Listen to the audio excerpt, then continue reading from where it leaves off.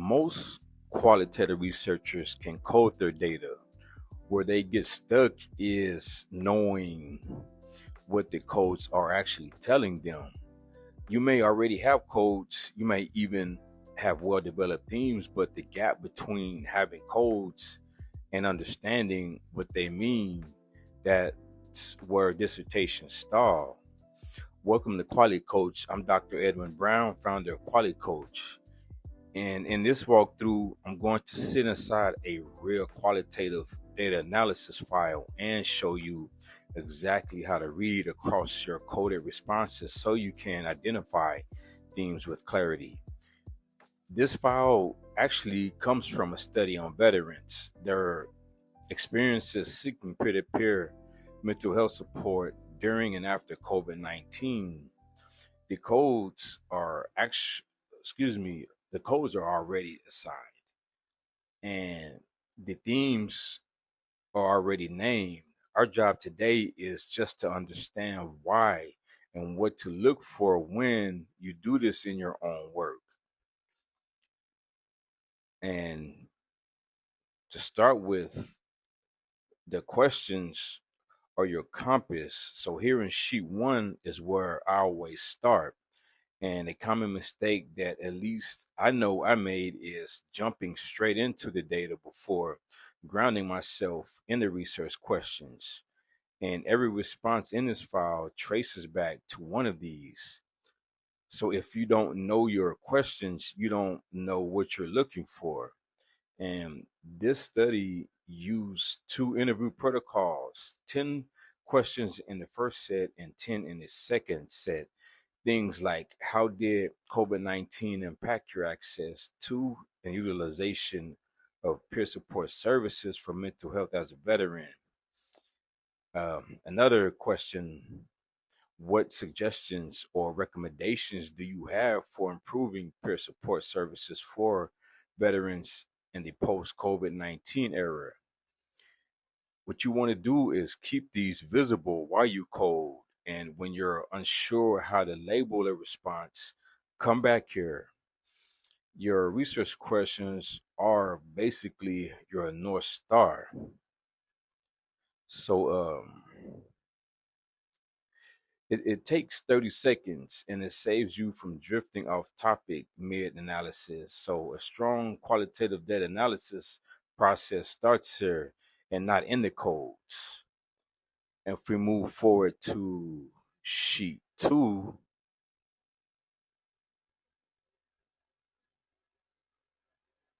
this is where the real work happened. Now let's discuss what you're looking at. Column A is verbatim participant responses.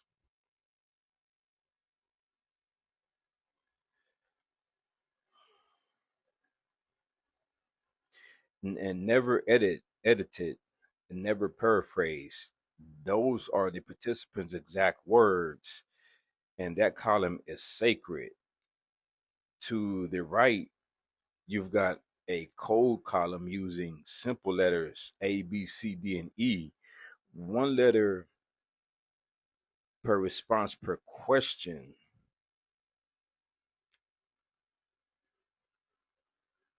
Notice the difference. These letters reset with every new question. Code A under question 1 means adapting.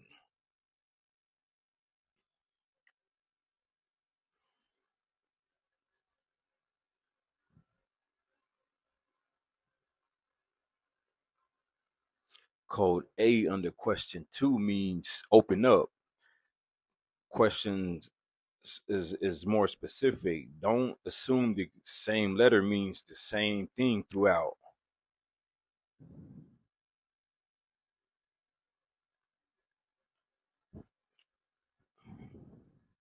Then there's a theme column, a full descriptive label, and some rows have a secondary code column. That's for that's for when one response holds 2 distinctive ideas and experiences have been both challenging and rewarding. So that is code B and code E in the theme section, challenging and rewarding.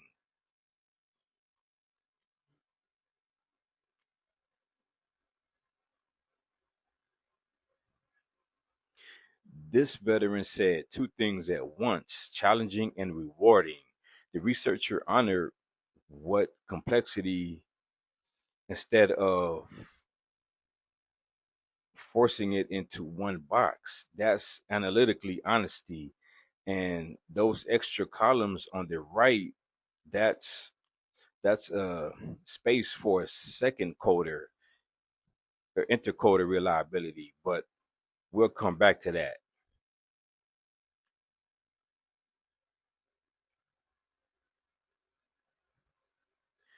The patterns across questions 1 through 3. Look at the first three question blocks. Question 1, overall experience.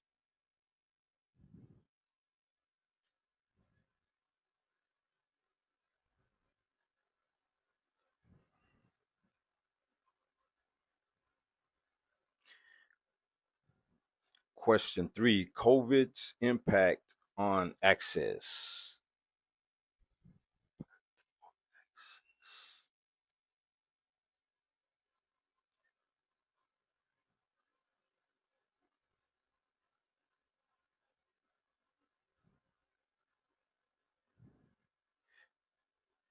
Read across all three and ask what keeps showing up. Isolation.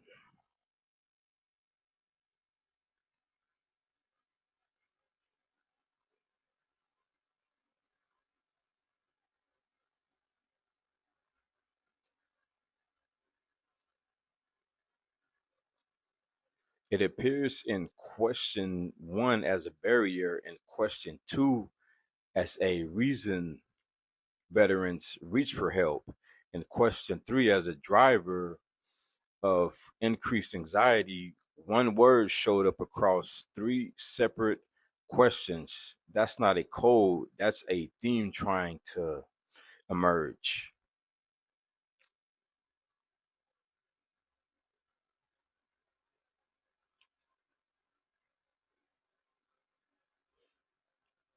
See, there's questions 1, 2, and 3, and there is the term isolation.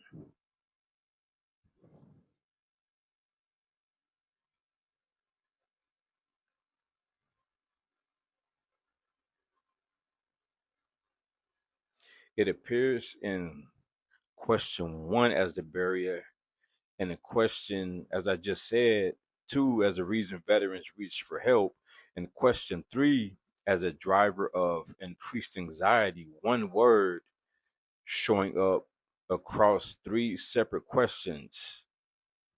I repeat again, one word showing up across three separate questions. That's not a code, that's a theme trying to emerge. And when you see a concept repeat like that across multiple questions, circle it. That's your data confirming itself. The response that stops me goes back to question 5, challenges and barriers block. Question 5, challenges and barriers. For veterans, describe real obstacles, no internet access, technology barriers, and and difficulty sharing with strangers. But then code E on your right side, and this is the first set of codes in the L section.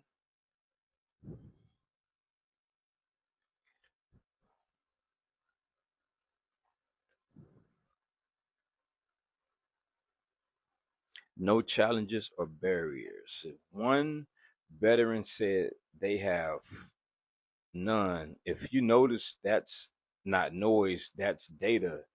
It tells you the experience was not universal. Some veterans navigated this without difficulty. Why? What was different about their situation? That's a follow up research question hiding inside a single response. Now look at questions 7, 8, and 9.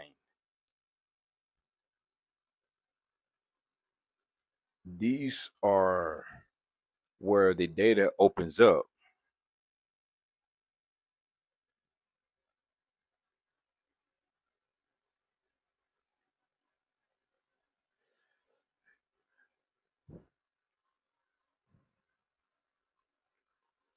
And most beneficial aspects of peer support, positive outcomes, role in recovery. Most beneficial aspects of peer support, positive outcomes, role in recovery. Code B on question 7. Developed a meaningful connection with several members in the support group. Code D, increase social connection. And code E was listened to. Read those three together: connection, being heard at its best. Peer support was relational, not clinical. And question 9, code B, I want to read this one out loud. A sense of belonging to a particular community of fellow veterans. It has been a cornerstone for maintaining my mental health. Cornerstone. Hold on to that word. That's the kind of language you use in your results section when you want the reader to feel the weight of what peer support actually meant to these veterans. And sheet 3, which we're going to call this, is your more of your frequency table. And this uses a second interview protocol with 9 participants. Such structure as sheet 2, but with a frequency distribution table built along the codes. This is a more sophisticated setup, and it gives you language to move from some veterans said to something more precise. Look at the technology question 6 out of 8 veterans, 75% said technology.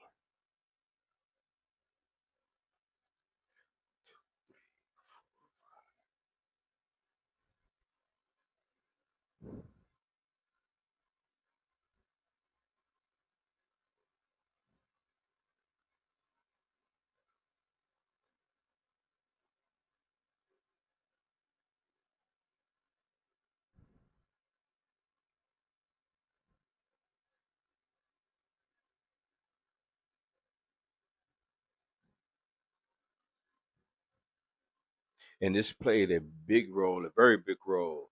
That's as close as consensus as qualitative data gets. One formula makes it possible.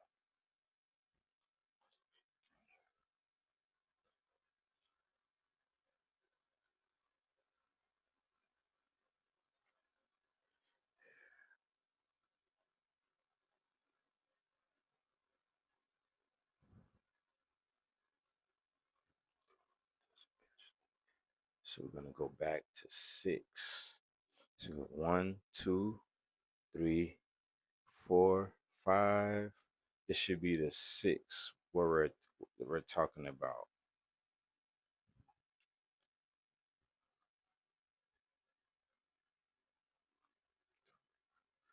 I think I might.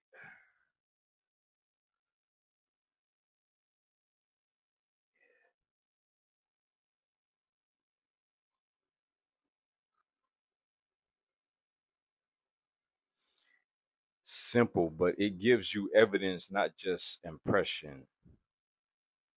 Also, on sheet 3, look at the barriers question. Stigma gets dual codes, code B and code G.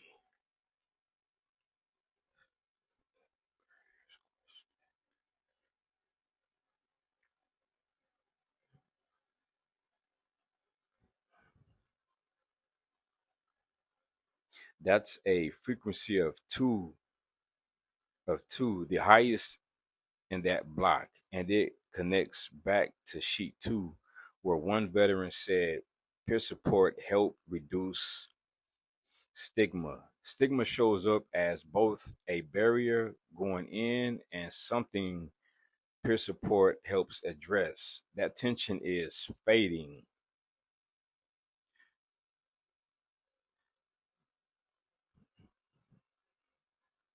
So this file is solid. The verbatim responses are preserved. The dual coding is honest and the frequency table is smart, but here's where I push you to grow. Look at some of these theme labels: challenging, across, increase. Those are deceptive.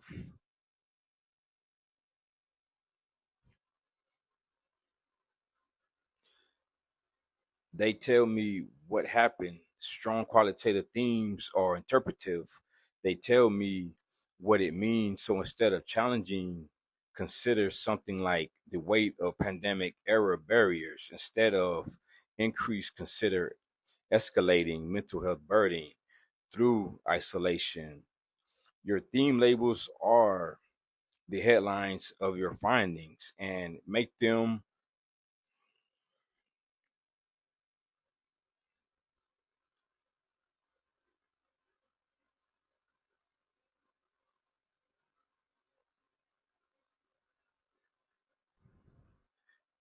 and make them earn their place.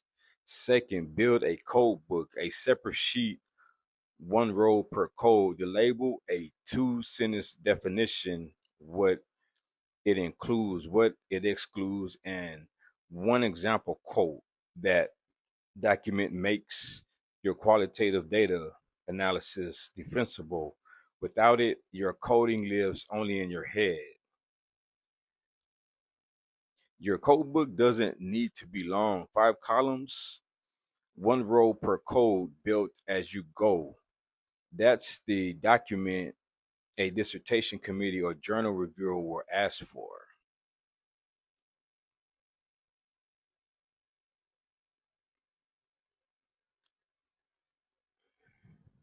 So before you close this file, I want you to step back from the codes and read it like a human. These veterans to be needed to not be alone. They needed to be heard. And when peer support worked, it didn't work because of a clinical intervention. It worked because someone listened. That's the story this data is telling. Your job as a qualitative researcher isn't just to report codes and frequencies, it's to find that story and tell it with evidence. Remember, a strong qualitative study begins long before interviews, coding, and interviews. And it begins with clarity. And the clearer your foundation is, the more easier every stage of your research journey becomes. So if you found this video helpful, be sure to like, subscribe, and to share with another student researcher for step-by-step guidance through every stage of your qualitative dissertation pickup. And also, you can pick up the Qualitative Research Journey workbook at QualiCoachPress.com or at Amazon.com. And thank you for watching, and I hope I'll see you in the next module.